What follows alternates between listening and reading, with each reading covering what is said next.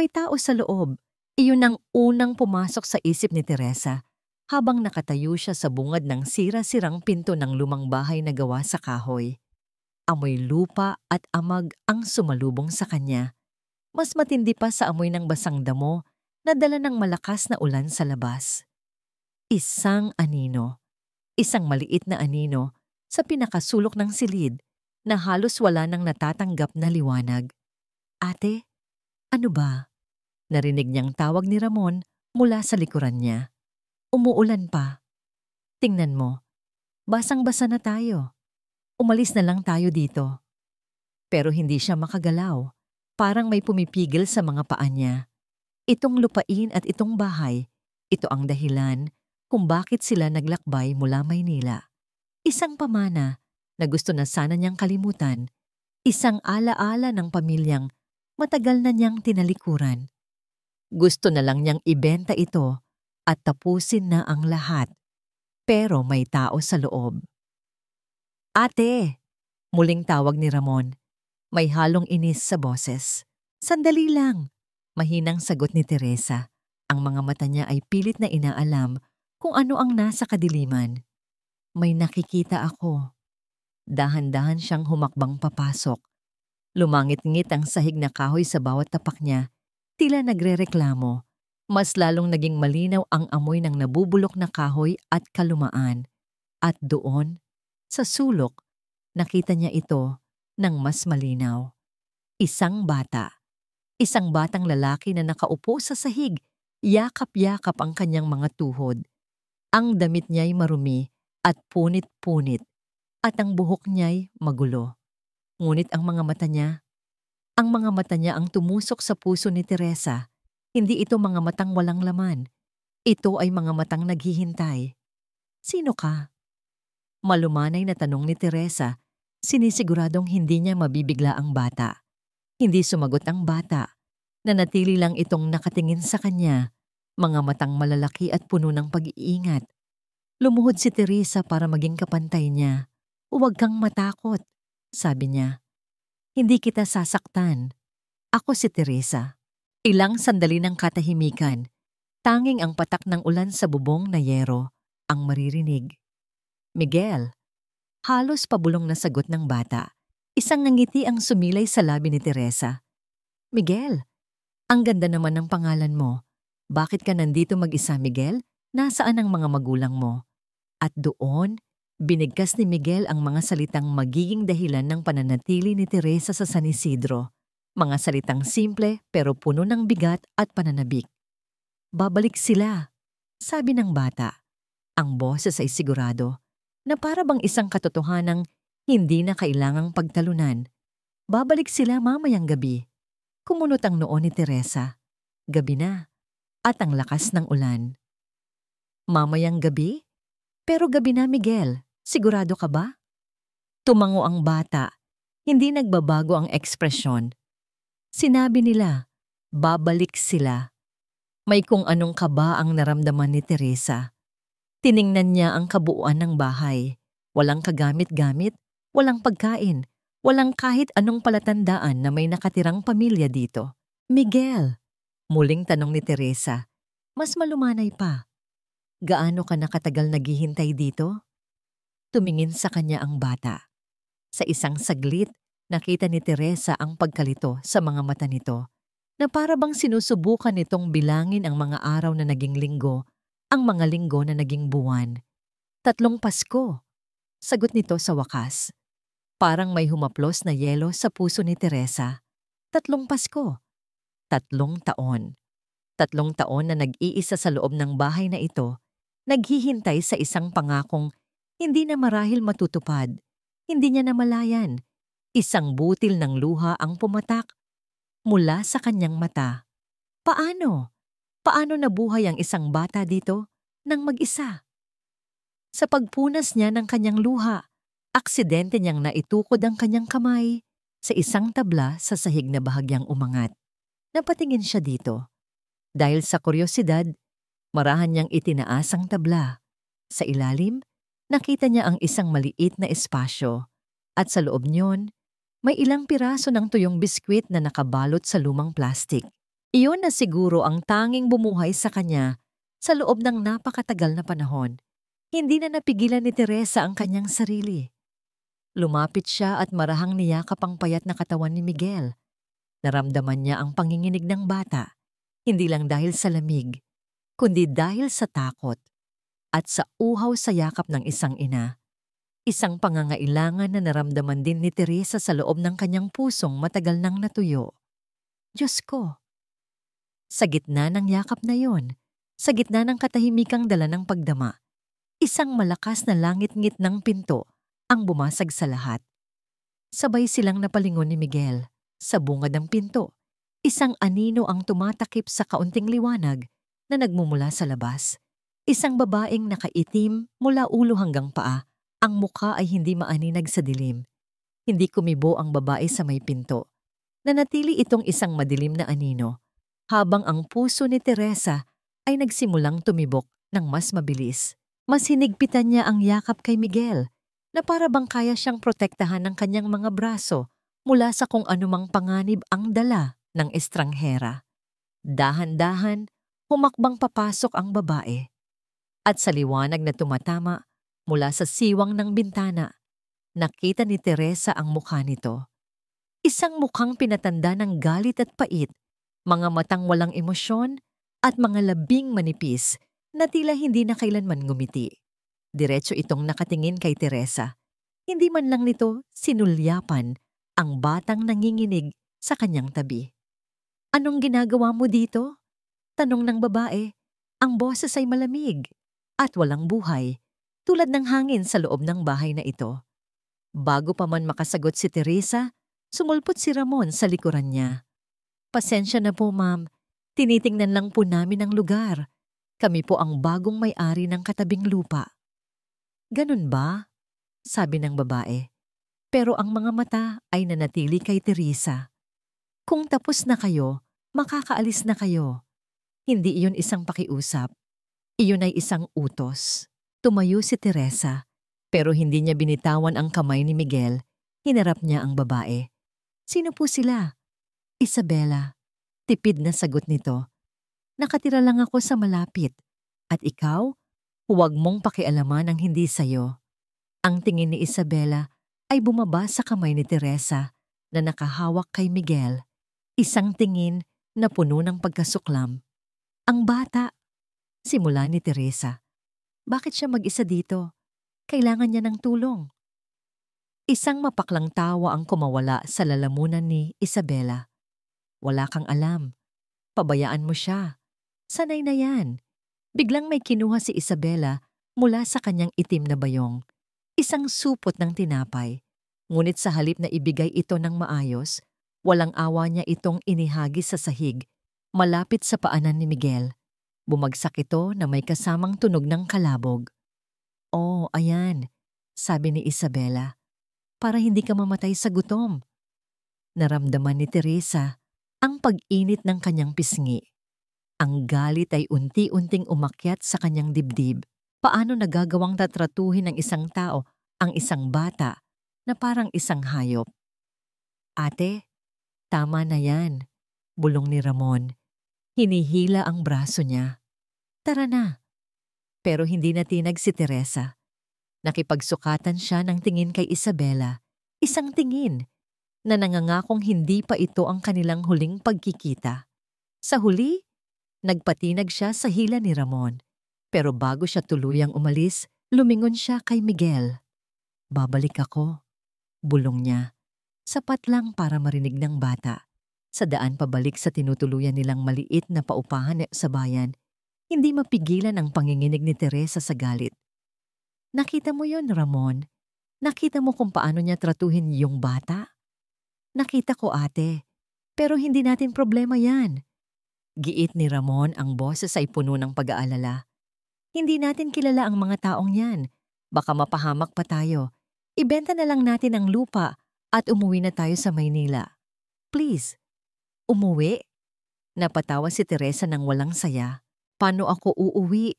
Nang basta-basta na lang ngayong alam ko na may isang batang nabubuhay sa ganong kalagayan. Paano ko siya tatalikuran? Ate, Hindi tayo tagapagligtas ng mundo. Hindi ko kailangang iligtas ang buong mundo, Ramon. Sigaw ni Teresa at sa wakas, bumigay ang kanyang mga luha. Pero hindi ko kayang talikuran ng isang to. Hindi ko kaya. Natahimik si Ramon. Alam niya kung saan nanggagaling ang sakit na yon. Alam niya ang tungkol sa kasal ni Teresa na nauwi sa wala. Alam niya ang tungkol sa pangarap nitong maging isang ina. Isang pangarap na namatay kasama ng sanggol na hindi man lang nasilayan ang mundo. Gabi. Hindi makatulog si Teresa. Ang imahe ni Miguel ay paulit-ulit na bumabalik sa kanyang isipan.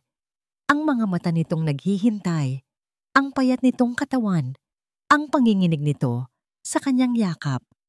Nang sa wakas ay dinalaw siya ng antok, isang pamilyar na panaginip ang kanyang napasukan. Nasa isang hardin siya at sa kanyang harapan ay isang maliit na bata. Tumatawa habang hinahabol ang mga paru-paro. Ang anak niya, ang anak na hindi niya nakilala. Lumapit siya para yakapin ito, ngunit habang papalapit siya, unti-unting nag-iiba ang mukha ng bata. Ang masayang nangiti ay napalitan ng isang blangkong paghihintay. Ang malusog na pisngi ay naging payat. Ang mukha na nakikita niya ngayon ay ang mukha ni Miguel. Nagising si Teresa, habol ang kanyang hininga. Pawis na pawis. Umupo siya sa kama at napatingin sa bintana. Magsisimula ng mag-umaga. May desisyon na nabuo sa kanyang puso. Isang desisyong hindi na mababali ng kahit sino. Bumangon siya, nagbihis, at lumabas nang hindi ginigising si Ramon. Nagpunta siya sa palengke at bumili ng mainit na sopas, tinapay, prutas, at ilang malinis na damit pambata. Kailangan niyang bumalik. Kailangan siyang tulungan. Mabilis ang kanyang mga hakbang pabalik sa lumang bahay. Ngunit habang papalapit siya, isang tunog ang kanyang narinig. Isang tunog na nagpatigil sa pagtibok ng kanyang puso.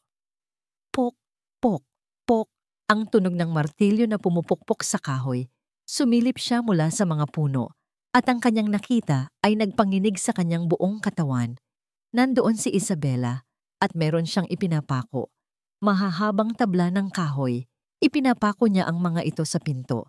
Tinatakpan niya ang pinto para walang makalabas at walang makapasok. Ikinukulong niya si Miguel sa loob. Hindi na siya nag-isip. Sa sandaling naintindihan ng utak ni Teresa ang kanyang nakikita, ang kanyang mga paa ay kusa ng tumakbo. Ang takot at pag-aalala ay biglang napalitan ng isang uri ng galit na hindi niya pa naramdaman kailanman. Isang galit na nagmula sa kaibuturan ng kanyang pagkatao. Isang galit na handang pumatay para maprotektahan ng isang inosente. Hoy! Sigaw niya, ang boses ay basag at nanginginig sa tindi ng damdamin. Anong ginagawa mo? Napahinto si Isabela sa pagpukpok. Dahan-dahan itong lumingon. Ang muka ay walang bakas ng pagkagulat. Tila inaasahan na niya ang pagdating ni Teresa. Bumalik ka pa pala, sabi ni Isabela. Ang boses ay kasing lamig ng umagang yon. Bitawan mo yang martilyo. Utos ni Teresa. Papalapit na siya ngayon. Hindi alintana ang putik na tumatalsik sa kanyang damit. Ano sa tingin mo ang ginagawa mo? Ikinukulong mo ang isang bata. Para hindi na siya makagala. Walang emosyong sagot ni Isabela at muling itinaas ang martilyo. At para hindi na siya pakialaman ng mga taong tulad mo. Baliw ka na! Sa isang iglap, kinuha ni Teresa ang lahat ng kanyang lakas at sinugod si Isabela. Hinablot niya ang braso nitong may hawak na martilyo. Naramdaman niya ang tigas ng buto at kalamnan ng babae, isang lakas na hindi niya inaasahan. Bitaw! Sigaw ni Isabela, pilit na iwinawak ang kamay ni Teresa. Hindi! Giit ni Teresa, mas lalo pang hinigpitan ng hawak. Ang kanilang mga mata ay naglalaban, isang digmaan ng determinasyon at kasamaan. Hindi kita hahayaang saktan ng batang yan. Sa huli, sa tindi ng galit ni Teresa, naagaw niya ang martilyo. Itinapon niya ito sa damuhan, malayo sa kanilang dalawa. Humihingal siya.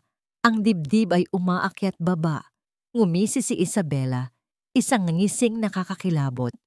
Sa tingin mo, tapos na. Nagkakamali ka. Simula pa lang ito. Magsisi ka kung bakit ka pa bumalik dito, Teresa.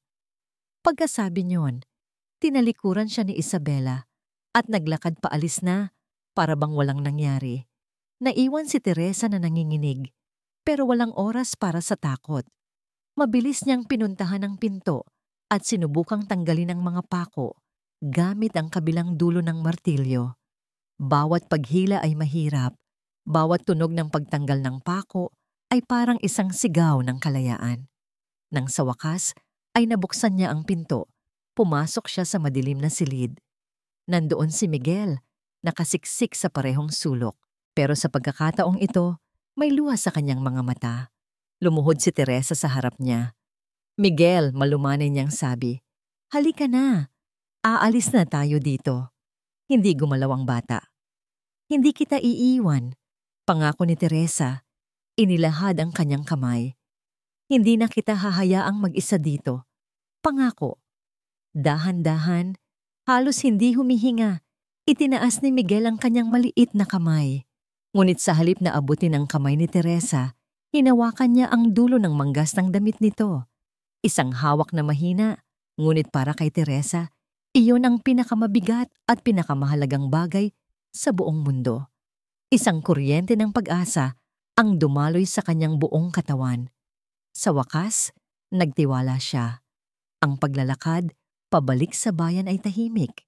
Si Miguel ay nasa likod ni Teresa. Ang isang kamay ay mahigpit pa ring nakakapit sa kanyang damit na para bang takot na baka bigla na lang siyang mawala. Ngunit ang katahimikang iyon ay nabasag pagdating nila sa kanilang tinutuluyan. "Nababaliw ka na ba, ate?" Ihalos pasigaw na salubong ni Ramon. Ang mga mata ay nanlalaki sa gulat at takot nang makita si Miguel. "Dinala mo talaga siya dito? Alam mo ba kung anong gulo ang pinasok mo?" Kailangan niya ng tulong, Ramon. Muntik na siyang ikulong sa loob ng bahay na yon. Kaya responsibilidad mo na siya ngayon. "Ate, may mga batas. Baka makasuhan pa tayo ng kidnapping." "Hindi ko siya kinidnap. Tinutulungan ko lang siya." Depensa ni Teresa habang marahan niyang itinago si Miguel sa kanyang likuran. Nagpamehewang si Ramon, hindi makapaniwala. "Tapos ano?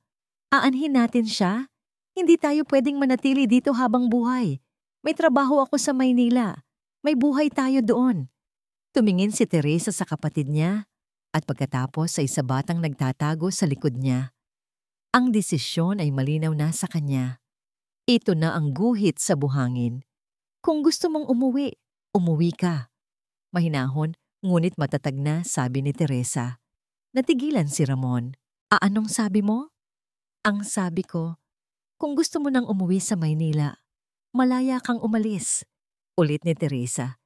Tinitingnan ng diretso sa mata ang kapatid. "Pero ako, dito lang ako. Hindi ko iiwan ang batang ito." Ilang sandali silang nagkatitigan. Galit, pagkabigo, at sakit ang mababasa sa mukha ni Ramon. "Hindi ako makapaniwala." Umiling-iling si Ramon. "Ipagpapalit mo ang pamilya mo para sa isang batang hindi mo naman kaano-ano." Pagkasabi noon, kinuha ni Ramon ang kanyang bag at walang lingon-likod na lumabas ng pinto. Isinarado ito ng malakas. Naiwan si Teresa sa gitna ng silid, kasama ang isang batang estranghero. Ngayon, tunay na siyang nag-iisa. Inasikaso niya si Miguel, pinakain, pinaliguan, at binihisan ng malinis na damit. Habang ginagawa niya iyon, ang galit at takot ay unti-unting napalitan ng isang kakaibang kapayapaan. Nang makatulog si Miguel sa kama, umupo si Teresa sa isang silya sa tabi nito. Pinagmasdan niya ang payapang mukha ng bata. Isang mukha na sa wakas ay nakahanap ng panandaliang kapahingahan. Alam niyang mahirap ang laban na haharapin niya. Mag-isa siya laban kay Isabela. At ngayon, wala na rin siyang suporta ng sarili niyang kapatid. Pero Sa pagtingin niya kay Miguel, alam niyang tama ang kanyang desisyon. Kinuha niya ang kanyang cellphone. May isang numero siyang kailangang tawagan. Ang tanging taong makakatulong sa kanya ngayon.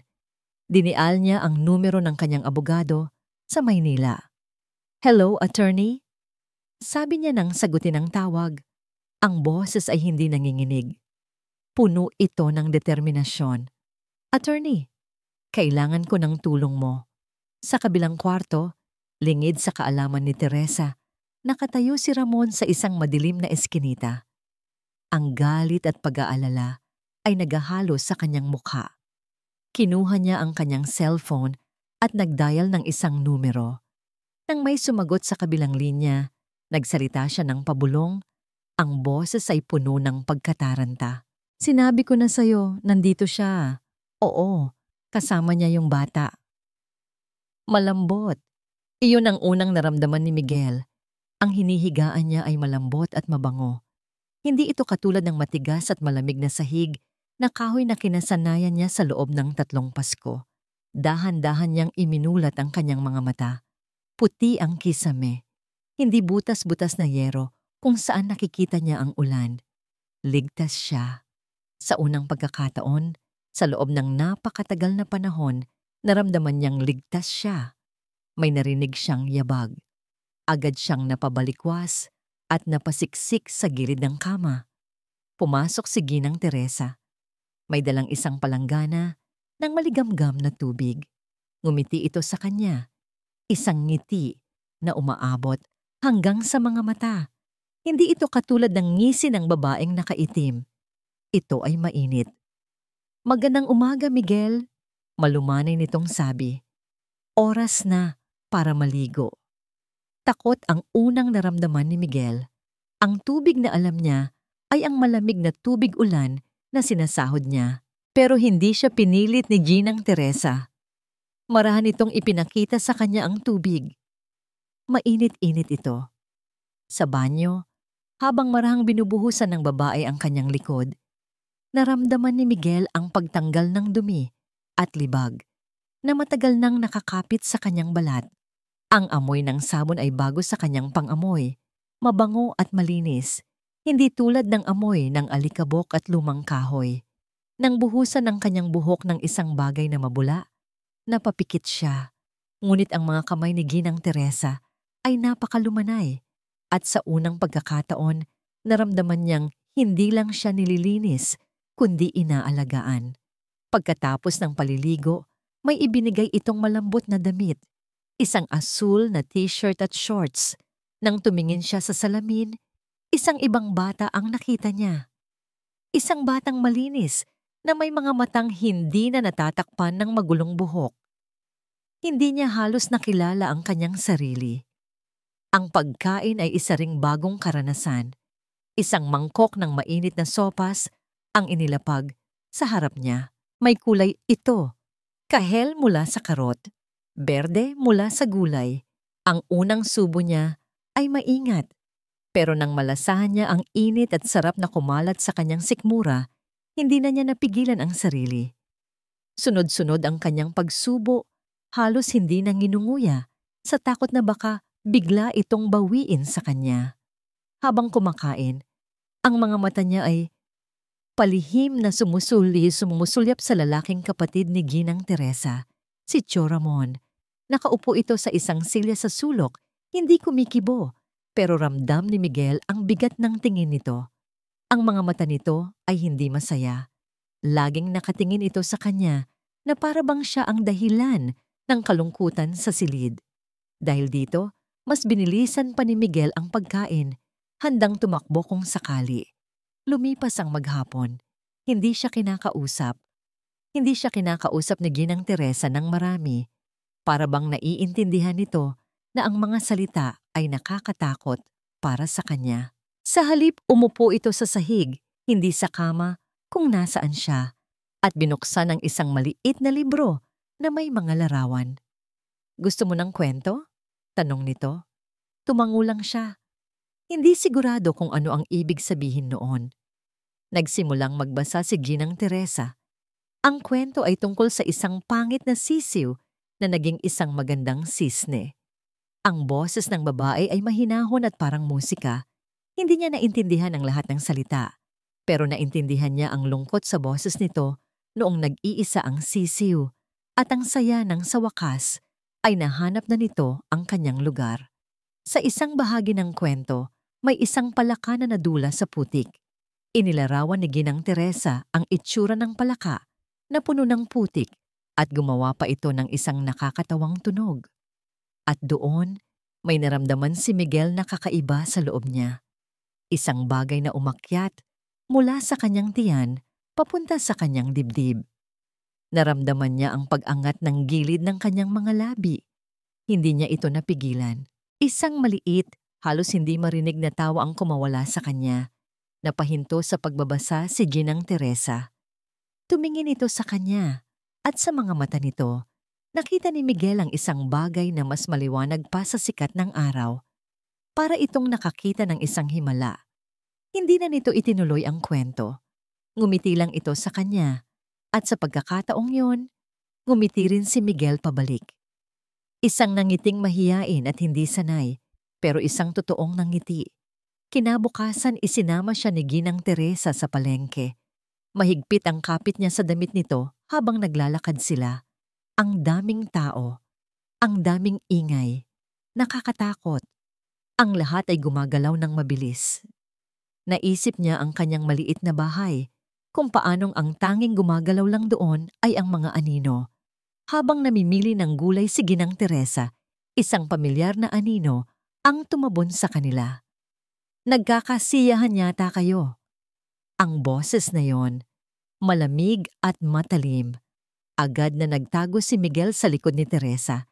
Sumisilip lang mula sa gilid. Nandoon ang babaeng nakaitim. Si Isabela. Anong kailangan mo? Matigas na tanong ni Teresa. Ang katawan niya ay biglang naging parang pader sa harapan ni Miguel. Nag-aalala lang naman ako, sabi ni Isabela. May mapanuyang nangiti sa kanyang mga labi. Baka kung anong isipin ng mga tao. Isang babaeng taga Maynila, bigla na lang kumuha ng isang batang hindi naman niya kaano-ano. Wala kang pakialam. Lumapit pa si Isabela. Yumuko ito ng bahagya. Sinusubukang silipin si Miguel. Alam mo, may mga bagay na mas mabuting hinahayaan na lang na nakabaon sa lupa. Ang boses nito ay naging isang pabulong na puno ng panganib. Baka sa paghuhukay mo, hindi lang ahas ang makita mo.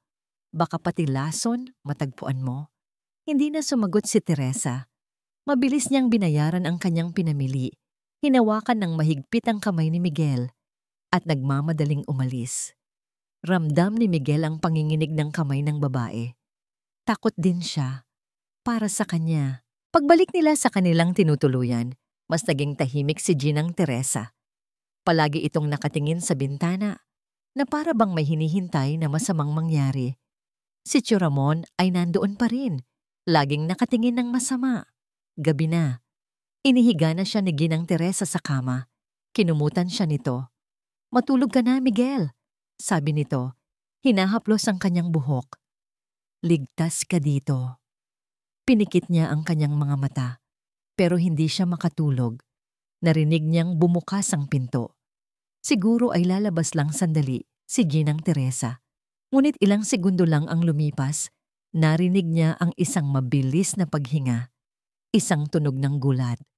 At pagkatapos, ang mabilis na pagsara ng pinto at ang pag-ikot ng susi sa seradura. Napamulat siya. Nakita niya si Ginang Teresa na nakasandal sa pinto. Ang isang kamay ay nakatakip sa bibig.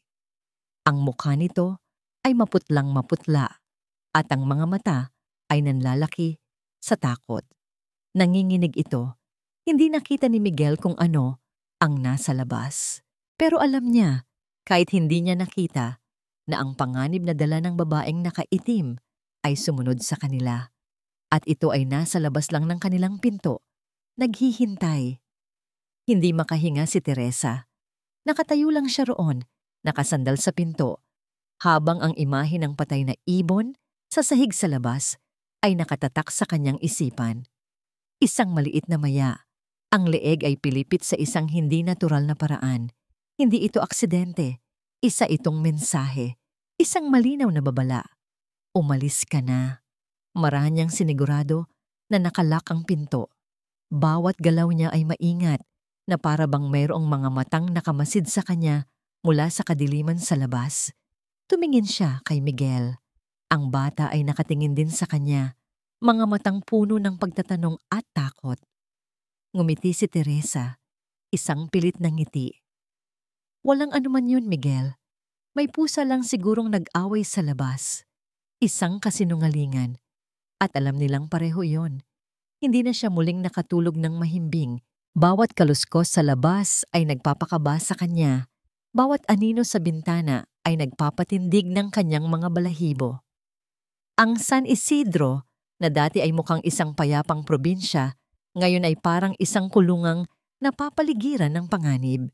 At sa gitna ng lahat ng ito, nandoon si Ramon, ang kanyang kapatid.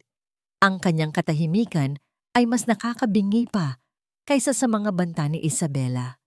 Hindi na ito nagtangkang umalis, pero hindi na rin ito nagsasalita. Palagi lang itong nakaupo sa isang sulok, nakatitig sa kawalan, o kaya naman ay abala sa kanyang cellphone. Isang umaga, habang naghahanda si Teresa ng almusal, napansin niya ang kakaibang kilos ni Ramon. May kausap ito sa cellphone at nang maramdaman nitong papalapit siya, bigla itong napatigil at nagmamadaling lumabas ng bahay. Sino yon? Tanong ni Teresa nang bumalik ito. Wala. Opisina. Mabilis na sagot ni Ramon. Hindi makatingin ng diretso sa kanya. Hindi na siya naniniwala. May mali. May itinatago ang kapatid niya. Kinahapunan, habang natutulog si Miguel, nagpasya siyang linisin ang kanilang tinutuluyan. Habang inaayos niya ang mga gamit ni Ramon na nagkalat sa sahig, muling tumunog ang cellphone na nito na naiwan sa ibabaw ng mesa. Hindi niya sinasadyang makita ang pangalan sa screen. Unknown number. Hindi niya pinansin, ngunit maya-maya, tumunog ulit ito. At muli. Paulit-ulit, halos 10 beses, isang panggigipit. Kinabukasan ang tensyon sa loob ng bahay ay halos hiniwa na ng kutsilyo. Sinubukan ni Teresa na kausapin si Ramon. Ramon, mag-usap tayo. Alam kong may problema. Kung natatakot ka, sabihin mo sa akin. Hindi natin kailangang manatili dito. Kung walang problema, ate. Putol nito sa kanya. Ang boses ay iritable. Gusto ko lang umuwi. Yun lang yun. Pero alam ni Teresa na hindi lang yun. May mas malalim na dahilan. Nang hapong iyon, nangyari ang hindi niya inaasahan. Nasa banyo si Teresa habang si Miguel ay abala sa pagguhit sa sala. Narinig niyang muling tumunog ang cellphone ni Ramon. At sa pagkakataong ito, narinig niyang sinagot ito ng kapatid niya. Dahil sa disenyo ng maliit na paupahan, ang bintana ng banyo ay nakaharap sa likod bahay kung saan nagpunta si Ramon para sagutin ang tawag.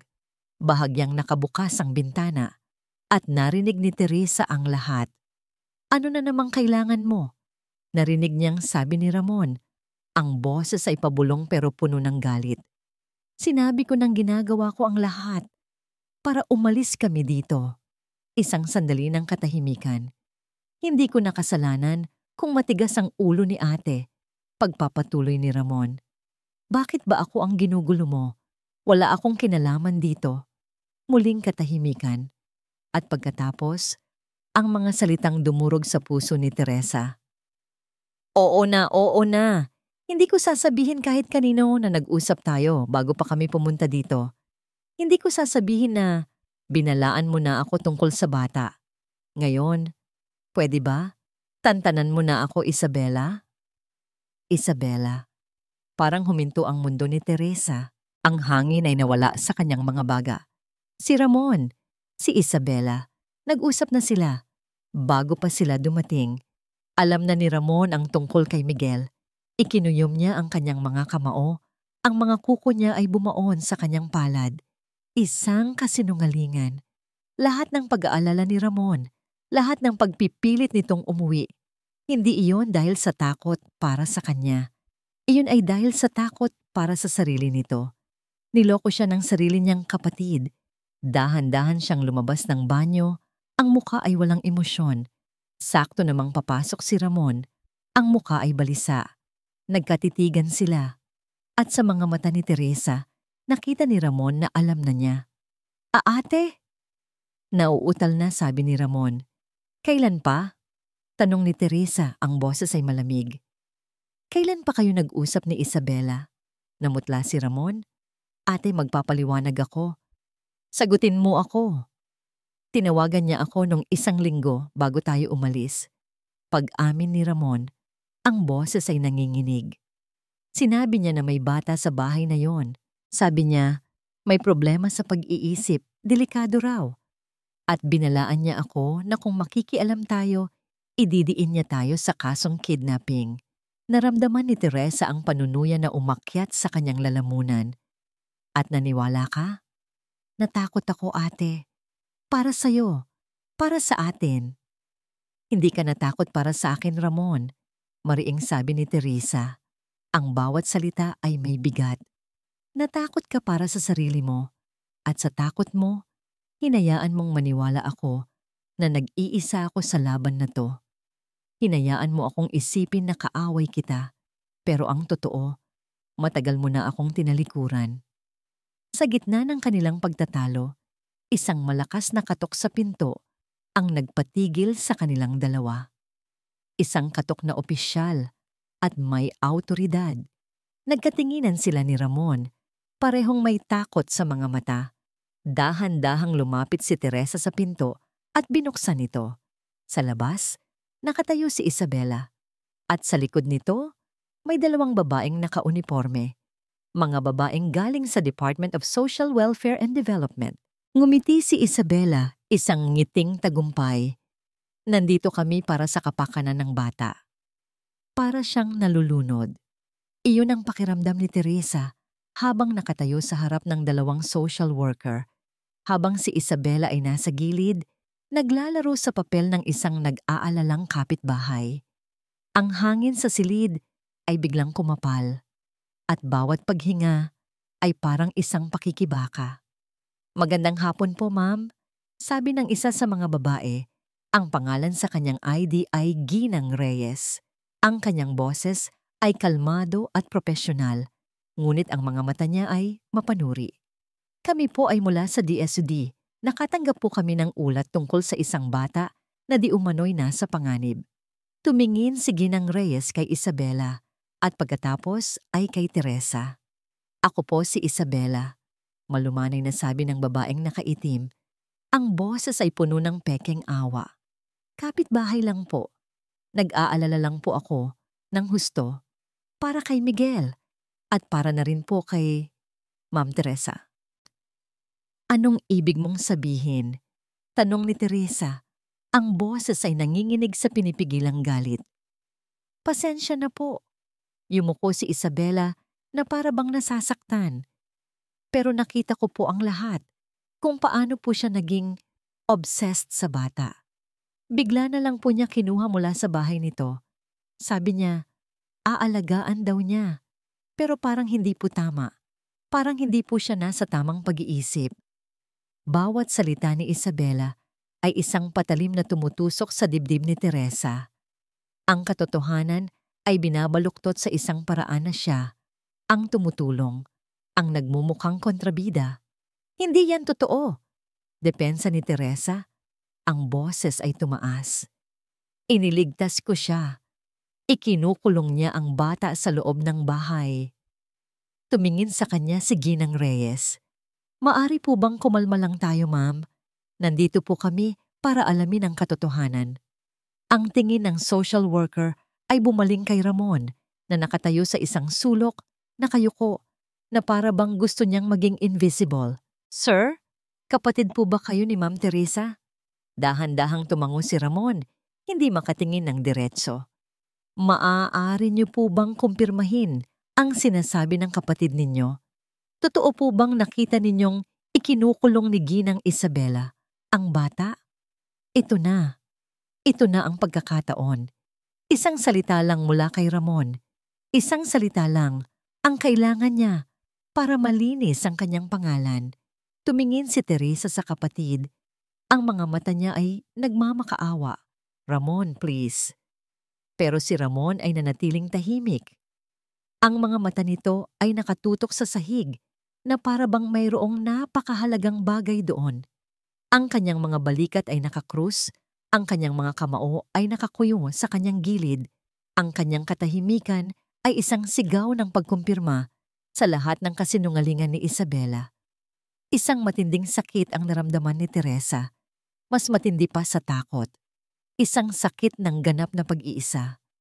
Kahit ang sarili niyang dugo at laman ay tinalikuran na siya sa oras ng kanyang pinakamatinding pangangailangan. Gaya po ng sabi ko, muling nagsalita si Isabela. Ang boses ay nagbabalat kayong malungkot. Hindi po namin alam kung ano ang pinagdadaanan ni Ma'am Teresa. Baka po kailangan niya rin ng tulong. Nagsimula nang maglakad si Ginang Reyes, palapit kay Miguel, na kanina pa tahimik na nakaupo sa kama. Pinapanood ang lahat. Miguel, malumanay na sabi ng social worker. Gusto mo bang sumama sa amin? Dadalhin ka namin sa isang lugar kung saan, huwag! Isang maliit na boses ang pumutol sa lahat. Lahat sila ay napatingin kay Miguel. Nakatayo na ito ngayon sa ibabaw ng kama. Ang maliliit niyang kamao ay nakakuyom at ang mga mata niya ay puno ng luha. Tumingin siya sa dalawang social worker at pagkatapos ay kay Isabela na may halong takot at galit. Huwag niyo siyang kunin. Sigaw ng bata. Itinuturo si Teresa. Mabait si Ginang Teresa. Siya ang nagbigay sa akin ng pagkain. Siya ang nag-alaga sa akin. At pagkatapos, tumingin siya kay Isabela. Ikaw, masama ka. Natigilan ang lahat. Maging si Isabela ay natulala sa biglaang pagsasalita ng bata. Nagkatinginan ang dalawang social worker. Ang simpleng katotohanan mula sa isang bata ay mas may bigat kaysa sa lahat ng paikot-ikot na salita ng mga matatanda. Bumuntong hininga si Ginang Reyes. Tumingin siya kay Teresa.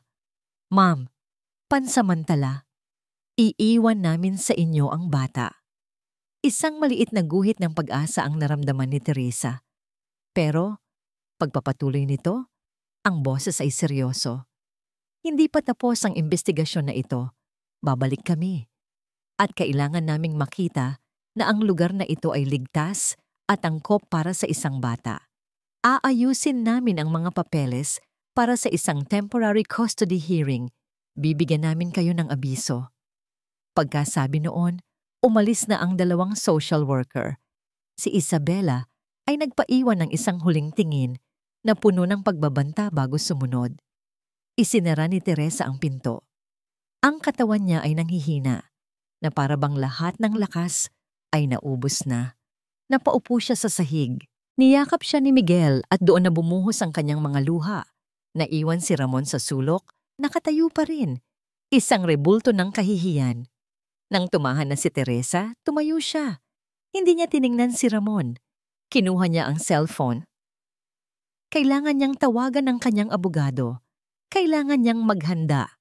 Ngunit bago pa man niya maidial ang numero, nag-vibrate ang kanyang cellphone. Isang text message mula sa isang unknown number. Binuksan niya ito. Umalis ka na, habang may oras pa. Baka hindi lang bata ang mawala sa'yo. Walang tunog. Iyon ang pinakamasakit na parusa para kay Ramon. Ang katahimikang bumalot sa kanilang tinutuluyan. Matapos umalis ang mga social worker at si Isabela. Hindi na siya tiningnan ni Teresa. Hindi na siya kinausap. Para sa kapatid niya, isa na lang siyang hangin. Isang multo. Mas gugustuhin pa niyang sinigawan siya. Mas gugustuhin pa niyang sinampal siya. Pero ang katahimikang yon, iyon ay mas masahol pa sa anumang pisikal na sakit. Iyon ang tunog ng isang relasyong tuluyan ng nasira. Hindi siya makatulog ng gabing iyon. Bawat pagpikit niya, nakikita niya ang mukha ni Teresa, ang mga matang puno ng pagtataka na naging pagmamakaawa at sa huli, naging isang blangkong kawalan ng pag-asa. At ang mukha ni Miguel, na sa kabila ng takot ay nagawa pang ipagtanggol ang kanyang ate, habang siya, ang duwag, ay nanatiling tikom ang bibig. Duwag. Ang salitang yon ay paulit-ulit na tumatakbo sa kanyang isipan. Hindi na niya matiis. Kailangan niyang gumawa ng isang bagay. Kailangan niyang itama ang kanyang pagkakamali, kahit sa maliit na paraan. Hating gabi, mahimbing nang natutulog si Teresa sa isang upuan, yakap-yakap si Miguel na nasa kama. Dahan-dahan siyang bumangon, siniguradong hindi makalikha ng anumang ingay. Kinuha niya ang susi ng kanilang inuupahan at ang kanyang cellphone. Mayroon siyang kailangang balikan. Ang paglalakad papunta sa lumang bahay ay puno ng kaba. Ang dilim ng probinsya ay mas makapal kaysa sa dilim ng Maynila. Ang tanging liwanag niya ay ang flashlight mula sa kanyang cellphone. Ang bawat kaluskos ng mga dahon, ang bawat huni ng mga kuliglig ay nagpapatindig ng kanyang balahibo. Naalala niya ang mga salita ni Isabela. May mga bagay na mas mabuting hinahayaan na lang na nakabaon sa lupa. Ano ang ibig sabihin noon? Ano ang itinatago ng bahay na ito? Nang marating niya ang sira-sirang bahay, mas lalo itong naging nakakatakot sa dilim. Itinutok niya ang kanyang flashlight sa loob. Ang mga anino ay sumasayaw. Lumilikha ng mga hugis na parang mga multo. Pumasok siya. Ang amoy ng alikabok at nabubulok na kahoy ay mas matindi sa gabi. Saan siya magsisimula? Hindi niya alam. Naglakad-lakad lang siya. Tinututukan ng ilaw ang bawat sulok, ang sahig, ang mga dingding na may butas. Bigla niyang naalala ang sinabi ni Isabela sa kanya sa telepono noong unang beses silang mag-usap. Wala kang makikita dyan. Matagal ko nang nilinis ang lugar na yan. Nilinis. Bakit kailangang linisin ang isang abandonadong bahay? Maliban na lang kung meron kang itinatagong ebidensya. Lumuhod si Ramon. Sinimulan niyang kapain ang sahig na kahoy, tabla-tabla. Hinahanap niya ang anumang kakaiba. Isang tabla na maluwag, isang tabla na may marka. Sa ilalim ng isang bintana, sa lugar na hindi gaanong tinatamaan ng liwanag, may napansin siya. Isang tabla na bahagyang mas maitim ang kulay sa gilid, na para bang madalas itong buksan at isara. Sinubukan niyang iangat ito gamit ang kanyang mga daliri. Mahigpit. Kumuha siya ng isang maliit na piraso ng bakal na nakakalat sa sahig at ginamit itong parang pantanggal ng pako. Sa kaunting puwersa, umangat ang tabla. Itinutok niya ang kanyang flashlight sa butas. Sa ilalim, hindi ito lupa. May isa pang espasyo, at sa loob ng espasyong yon, may isang bagay na nakabalot sa isang maruming tela. Dahan-dahan, halos hindi humihinga, inabot niya ito. Mabigat ito at matigas. Tinanggal niya ang pagkakabalot na tela. Isang kahon, isang lumang kahon na gawa sa kahoy, marahil nara. Mayroon itong mga ukit ng mga bulaklak sa takip, ngunit ang barnis nito ay kupas na. Mukha itong isang music box. Umupo si Ramon sa sahig. Ipinatong ang kahon sa kanyang mga hita. Sinubukan niyang buksan ito. Nakalock. Pero ang lock ay kalawangin na. Ginamit niya ulit ang piraso ng bakal at sa kaunting kumpas, bumukas ito na may kasamang malakas na click. Ang amoy ng lumang papel at alaala ang sumalubong sa kanya. Sa loob, nakita niya ang mekanismo ng isang music box na matagal nang hindi gumagana. Ngunit hindi lang yon ang laman. May isa pang bagay sa ilalim. Isang papel na nakatupi ng ilang beses at halatang luma na dahil sa paninilaw ng kulay nito. Nanginginig ang mga kamay ni Ramon habang kinukuha niya ito. Marahan, dahil baka mapunit. Maingat niya itong ibinuklat. Sulat kamay. Ang tinta ay bahagyang kumalat na, ngunit nababasa pa rin. Miguel, anak ko, iyon ang simula ng sulat. Humigpit ang paghawak ni Ramon sa papel. Ito ba? Ito ba ang sulat ng ina ni Miguel? Ipinagpatuloy niya ang pagbabasa. Kung nababasa mo ito, ibig sabihin ay hindi na kami nakabalik ni tatay mo. Patawarin mo kami, anak. Huwag na huwag mong iisipin na kusa ka naming iniwan. Mahal na mahal ka namin. Pinilit kami ng tita Isabela mo.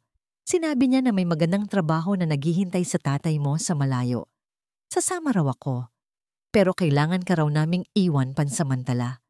Kasinungalingan lahat, anak. Narinig ko siyang kausap ang isang tao sa telepono. Ibinebenta niya ako. At ang tatay mo? Hindi ko alam kung anong ginawa niya sa tatay mo. Itinago ko itong sulat sa paborito mong kahon, sa ilalim ng sahig, sa pag-asang balang araw ay mabasa mo ito. Huwag kang magtitiwala sa kanya. Huwag kang aalis sa bahay na ito. Babalikan ka namin, anak. Pangako, babalik kami. Maghintay ka lang. Nagmamahal, nanay bawat salita ay parang isang suntok sa sikmura ni Ramon. Ang pangakong pinanghawakan ni Miguel, ang pangakong naging dahilan ng kanyang paghihintay sa loob ng 3 taon. Nagmula pala sa sulat na ito. Isang sulat na puno ng pag-ibig, panlilinlang, at desperasyon. Si Isabela, hindi lang siya masama. Isa siyang halimaw. At siya, si Ramon. Naging kasabwat siya sa pagtatago ng katotohanan dahil sa kanyang kaduwagan. Isang tunog mula sa labas ang nagpabalik sa kanya sa kasalukuyan. Isang tunog ng mga tuyong dahon na nanayapakan. Agad niyang itinago ang sulat sa kanyang bulsa. Isinara ang kahon at mabilis na ibinalik ang tabla sa sahig. Pinatay niya ang kanyang flashlight at sumilip sa siwang ng dingding. May isang anino sa labas. Isang anino na may hawak na flashlight. Papalapit ito sa bahay. Hindi si Teresa, ito ay si Isabela. Nagmamadaling nagtago si Ramon sa pinakamadilim na sulok ng bahay, sa likod ng isang lumang aparador. Ang puso niya ay dumadagundong sa kanyang dibdib. Narinig niya ang pagbukas ng pinto. Pumasok si Isabela. Itinutok nito ang flashlight sa sahig sa lugar kung saan niya natagpuan ang kahon. Nakita ni Ramon na sinubukan nitong iangat ang tabla. Nang hindi ito umangat, bumuntong hininga ito na para bang nakahinga ng maluwag. Hindi niya napansin na bahagyang naiba ang posisyon ng tabla. Nagtagal pa si Isabela ng ilang minuto. Tinitingnan ang paligid bago tuluyang umalis. Nang sigurado nang wala na ito, dahan-dahang lumabas si Ramon mula sa kanyang pinagtataguan. Nanginginig ang buong katawan niya. Hawak niya ngayon ang katotohanan. Hawak niya ang ebidensya. Pero alam din niya na sa paghawak niya nito, hawak na rin niya ang sarili niyang panganib. Nagmamadali siyang tumakbo pabalik sa kanilang tinutuluyan. Dala ang kahon. Kailangan niyang makausap si Teresa. Kailangan nilang malaman ang lahat. At kailangan niyang humingi ng tawad. Tahimik. Yan ang bumungad kay Ramon pagpasok niya sa pinto. Ngunit hindi na ito ang katahimikang puno ng galit at parusa.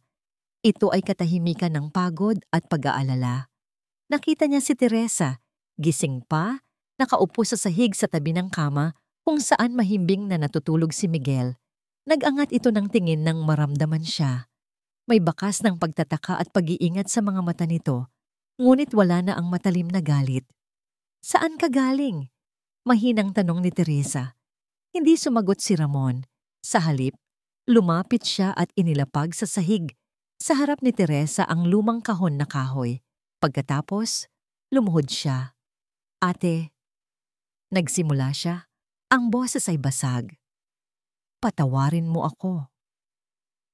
Iyon lang, isang salitang puno ng bigat ng ilang araw na kasalanan at pagsisisi.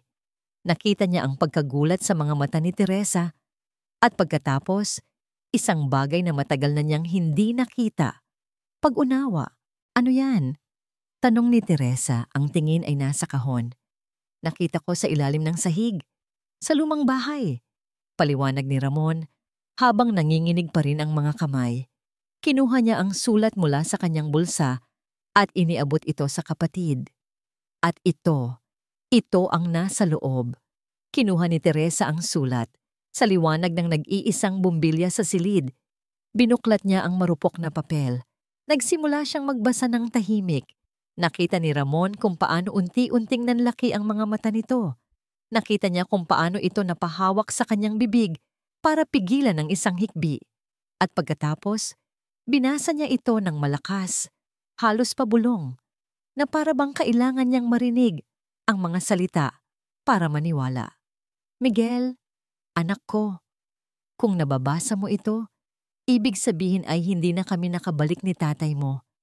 Pinilit kami ng tita Isabela mo. Ibinebita niya ako.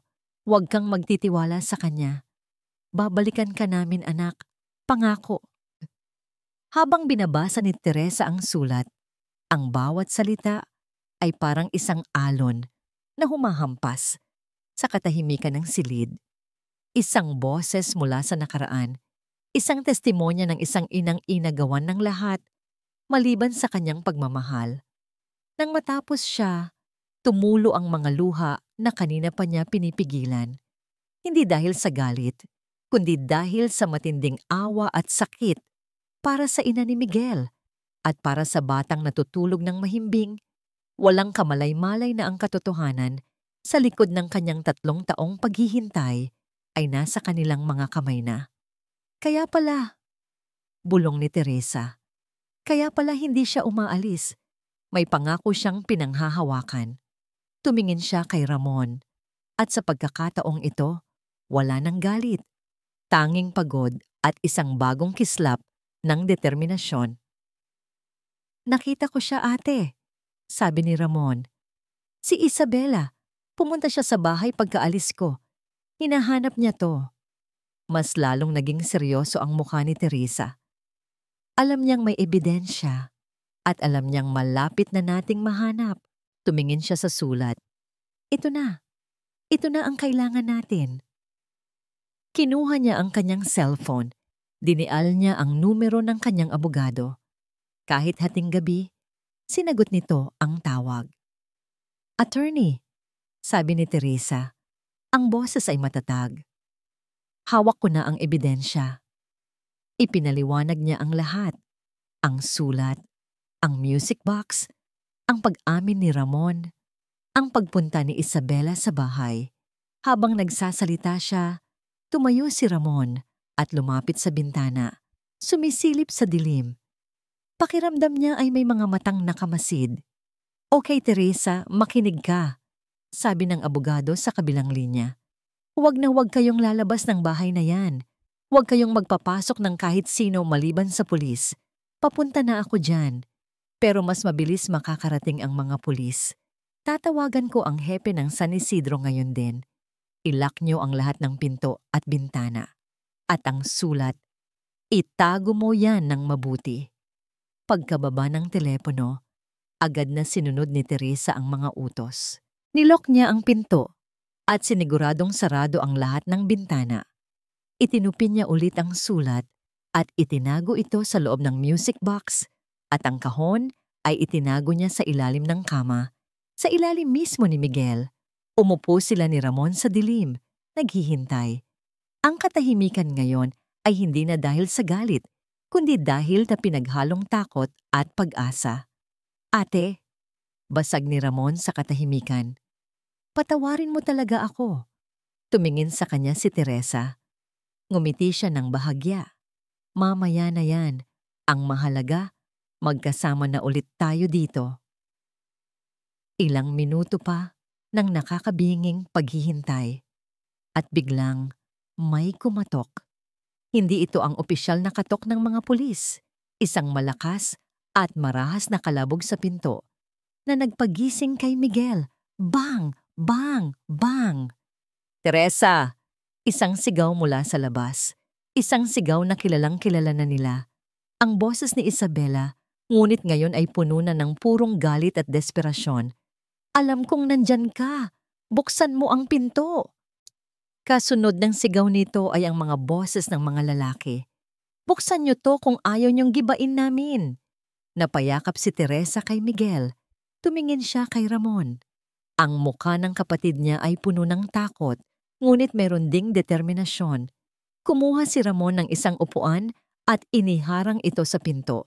Nasa labas na ang halimaw at gusto nitong pumasok. Parang isang mabangis na hayop na sinusubukang pumasok sa kulungan. Ganoon ang tunog ng mga kalabog sa pinto. Bawat yugyog ay nagpapakalat ng alikabok mula sa lumang kahoy at bawat sigaw ni Isabela ay parang kidlat na gumuguhit sa katahimikan ng gabi. Nasaan ang kahon, Teresa? Ibigay mo sa akin iyan. Pinoprotektahan ni Teresa si Miguel sa isang sulok. Tinatakpan ng mga taingan ng bata para hindi nito marinig ang karahasan sa labas. Pero naririnig pa rin at nararamdaman ang panginginig ng sahig, ang galit sa mga boss. Si Ramon naman, buong tapang na nakatayo malapit sa pinto. Hawak ang isang makapal na piraso ng kahoy na nakuha niya mula sa sirang silya. Ang kanyang mukha ay basang-basa ng pawis, ang mga mata niya ay nagbabaga. Ang duwag na Ramon ay wala na. Ang natira ay isang kapatid na handang ipagtanggol ang kanyang pamilya. Tumawag na ang abogado. "Ate, paparating na sila!" Sigaw ni Ramon. Sinusubukang lakasan ng boses laban sa ingay. Isang malakas na sipa ang tumama sa pinto. Isang malaking bitak ang lumitaw sa gitna. "Wala na kayong tatakbuhan!" Umalingaw-ngaw ang boses ni Isabela. "Akin ang lupang yon. Akin ang lahat. At hindi ako papayag na sirain ng isang sulat lang ang lahat ng pinaghirapan ko. Blag!" Isa pang sipa. Ang pinto ay halos bumigay na. Nakikita na nila ang anino ng isang lalaki sa kabilang panig ng bitak. "Ramon!" sigaw ni Teresa. Walang salita. Tumakbo si Ramon at buong lakas na itinulak ang isang maliit na aparador para iharang sa pinto. Nagbigay ito sa kanila ng ilang dagdag na segundo. "Ibigay mo sa akin ang bata!" sigaw ni Isabela. "Siya ang ugat ng lahat ng ito. Dapat noon ko pa siya tinapos." Sa narinig, isang bagong uri ng apoy ang nag-alab sa loob ni Teresa. Hindi na ito takot. Purong galit. Dahan-dahan niyang inilayo si Miguel at tumayo. "Hindi mo siya makukuha," sabi ni Teresa. Ang boses ay hindi pa sigaw, ngunit puno ng bigat at kapangyarihan na umalingaw-ngaw sa buong silid. "Hindi na. Tapos na ang paghahari-harian mo, Isabela." Crack! Sa wakas, bumigay ang pinto. Isang butas na sapat para sa isang tao ang nabuo. Pumasok ang isa sa mga kasamang lalaki ni Isabela. May hawak na bakal na tubo. Ngunit si Ramon ay handa. Sinalubong niya ito ng isang malakas na palo ng kahoy sa braso. Umigik sa sakit ang lalaki. Nagkaroon ng pagkakataon si Ramon. Itinulak niya ito palabas at muling hinarang ang aparador. Sa labas, narinig nila ang pagdating ng isa pang sasakyan. Pero hindi ito ang tunog ng sirena ng pulis. Isang ordinaryong sasakyan lang. "Dalian niyo!" sigaw ni Isabela. Ang boses ay may halong pagkataranta. "Nandyan na yata sila." Sa huling pagkakataon, sabay-sabay na sinipa ng mga lalaki ang pinto. Tuluyan itong bumagsak. Tumambad sa kanila si Isabela. Ang mukha ay parang isang demonyo sa dilim at sa likod nito ay dalawang malalaking lalaki. "Nasaan?" sabi ni Isabela. Ang mga mata ay naglilibot. Hinahanap ang kahon, ngunit bago pa man sila makahakbang papasok, isang maliwanag na ilaw ang tumama sa kanilang mga mukha. Isang ilaw na nagmumula sa kalsada.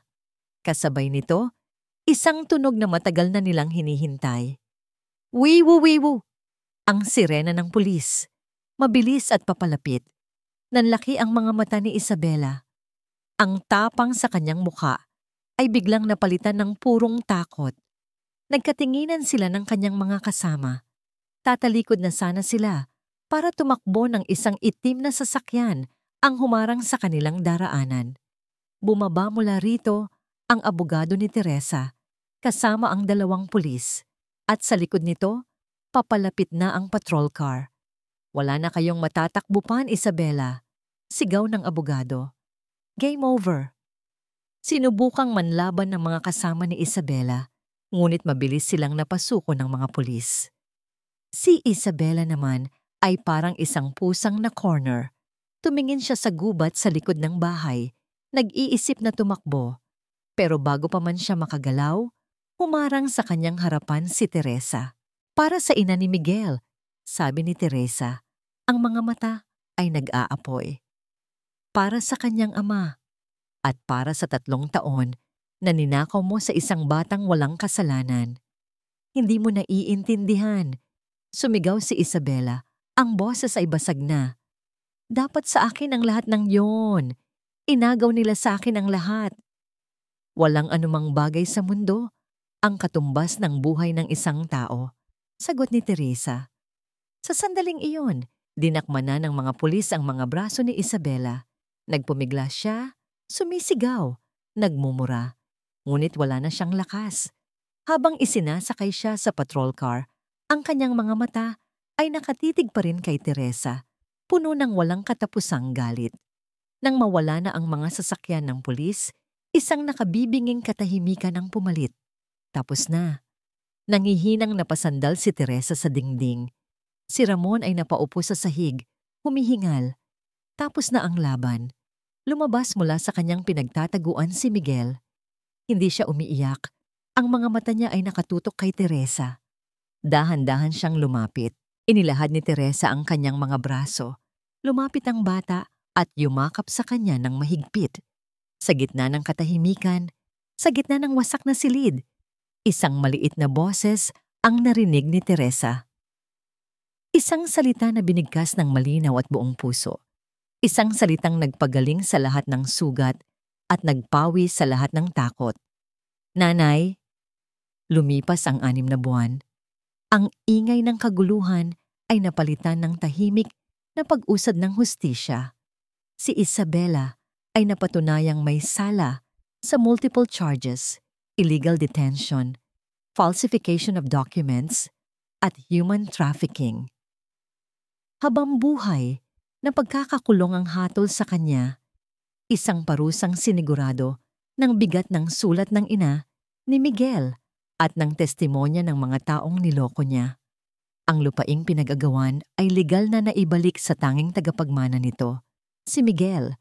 Ngunit ang pinakamahalagang paglilitis ay hindi para sa krimen, kundi para sa pag-ibig. Nakatayo si Teresa sa loob ng isang maliit at tahimik na korte. Katabi niya si Ramon, na nakadamit ng maayos at nakatayo ng tuwid. Ang anino ng kahihiyan ay tuluyan ng napalitan ng dignidad. Sa harapan nila, hawak niya ng mahigpit ang kamay ni Miguel. Ang bata ay nakasuot ng bagong damit, malinis at maayos. Ang dati takot sa kanyang mga mata ay napalitan na ng isang tahimik na pagtitiwala.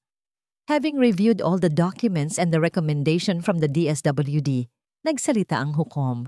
Ang boses ay mababa ngunit malinaw. And seeing the undeniable bond between the child, Miguel, and the petitioner, Miss Teresa de la Vega, huminto ang hukom at ngumiti ng bahagya. I am granting full and legal custody. Miss de la Vega, mula sa araw na ito, ikaw na ang kinikilalang ina ni Miguel.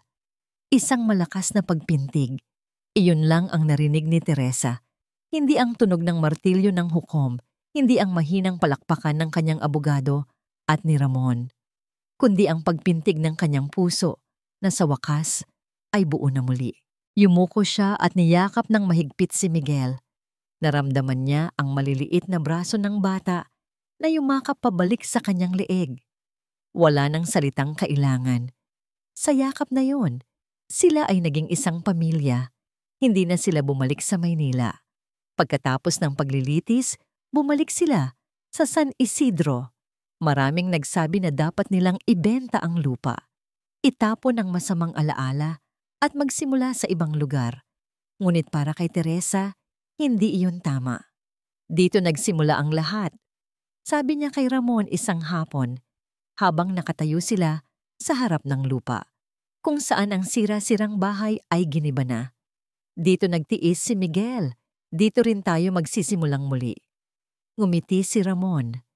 Inilabas niya ang isang papel kung saan meron siyang iginuhit. Isang simpleng plano ng isang bahay. Maliit lang, may 2 kwarto at isang malawak na bintana na nakaharap sa mga bundok. Tutulungan kitang itayo, ate, sabi ni Ramon. At sa mga mata nito, alam ni Teresa na ang kapatid niyang nawala ay tuluyan ng nagbalik. Isang maaraw na hapon, habang unti-unti nang itinatayo ang pundasyon ng kanilang bagong tahanan, Nagpasya sina Teresa at Miguel na gawin ang isang bagay na mas mahalaga. Nagpunta sila sa isang maliit na tindahan ng mga halaman at bumili ng isang batang puno ng mangga sa isang sulok ng kanilang lote. Sa lugar kung saan matatanaw ang paglubog ng araw, magkasama silang naghukay ng butas sa lupa. Ang maliliit na kamay ni Miguel ay sumasabay sa mas malalaking kamay ni Teresa. Parehong dinudumihan ng mayamang lupa ng San Isidro, marahan nilang inilagay ang puno sa butas. "Ito ang ating puno, anak," sabi ni Teresa. Ang puso niya ay puno ng isang damdaming hindi niya akalaing mararamdaman pa niya ulit. "Sabay natin itong palalakihin. Magiging malaki at matibay ito tulad ng ating pamilya." Tumingala sa kanya si Miguel.